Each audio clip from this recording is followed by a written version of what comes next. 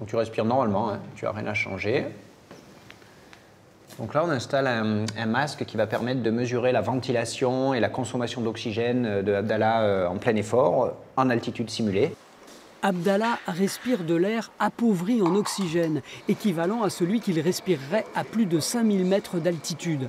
Les réactions de son corps, le chercheur les lit en direct sur ses écrans.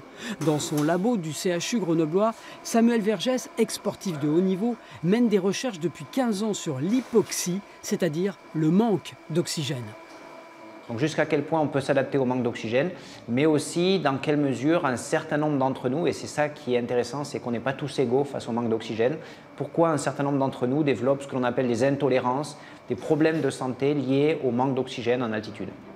L'homme peut s'adapter jusqu'à une certaine limite. Et cette limite, Samuel et ses équipes vont aller l'étudier à la Rinconada, la ville la plus haute du monde.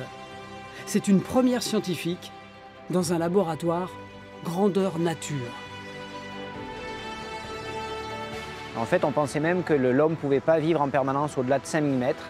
Et là, on a une ville avec 50 000 habitants à 5300 mètres d'altitude, donc vraiment limite de la tolérance humaine à l'altitude. Ces habitants ont probablement des capacités, ont développé des mécanismes d'adaptation exceptionnels au niveau des globules rouges, au niveau cardiovasculaire. Mais on va aussi étudier pourquoi un certain nombre d'entre eux, à peu près un quart en fait, on le sait, développent des intolérances, des pathologies spécifiques liées au manque d'oxygène. C'est donc des pathologies, des symptômes d'ordre cardiovasculaire, c'est-à-dire le sang a du mal à circuler, du fait qu'en fait probablement il est trop riche en globules rouges. Et donc il y a toute une série de conséquences sur le cœur, le cerveau, qui handicapent quand même une bonne partie de la population à la Rinconada. Toutes ces recherches peuvent déboucher sur des traitements innovants.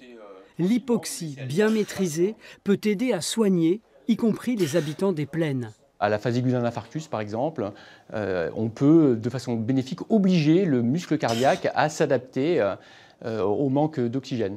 C'est comme si, en fait, on l'obligeait à développer des mécanismes de défense qui fait que lorsqu'il va se retrouver dans une situation compliquée, il va être plus à même de réagir.